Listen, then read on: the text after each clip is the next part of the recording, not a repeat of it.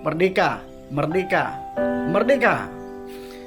Bangsa kita, bangsa Indonesia merayakan HUT kemerdekaan yang ke-78 tahun. Kita tahu bersama bahwa kemerdekaan yang diraih oleh bangsa kita itu bukan tanpa usaha, bukan tanpa upaya, bukan tanpa perjuangan. Kita tahu bersama bahwa kemerdekaan yang telah diraih oleh bangsa kita itu melalui satu perjuangan yang panjang, satu perjuangan yang tidaklah mudah. Kenapa? Karena para pahlawan kita rela berkorban. Mereka rela kehilangan nyawa, mereka mengalami tumpah darah, rela kehilangan segala-galanya demi supaya bangsa kita bisa meraih kemerdekaan. Dan hari ini kita bisa nikmati 78 tahun bangsa Indonesia telah merdeka, terlepas dari jajahan bangsa lain, dan bangsa kita sudah berdiri di kaki sendiri. Ya, walaupun tidak bisa kita pungkiri masih banyak hal-hal lain juga yang belum merdeka dari bangsa kita. Namun kita bersyukur bangsa kita sudah terlepas dari jajahan bangsa-bangsa lain. Dan para sahabatku, sebagai orang percaya kepada Tuhan, kita juga harus bersyukur, kita juga harus berterima kasih kepada Tuhan kita Yesus Kristus. Kenapa? Karena tadinya kita juga dijajah, tadinya kita juga diperbudak. Bukan diperbudak, dijajah oleh bangsa-bangsa lain, namun kita diperbudak, dijajah oleh dosa. Kita hidup dalam dosa, kita hidup dalam keinginan-keinginan dosa. Dan Roma pasal 6 ayat 23 berkata bahwa upah dosa ialah maut.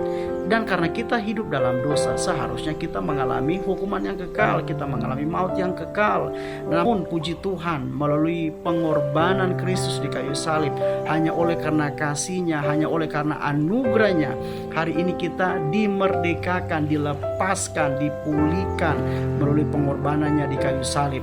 Dan Roma pasal 8 ayat 1 berkata, demikianlah tidak ada lagi penghukuman bagi mereka yang hidup di dalam Yesus Kristus. Yesus Kristus menjadi jaminan bahwa melalui kematiannya kita tidak lagi hidup dalam dosa. Melalui kematiannya kita tidak lagi dihukum.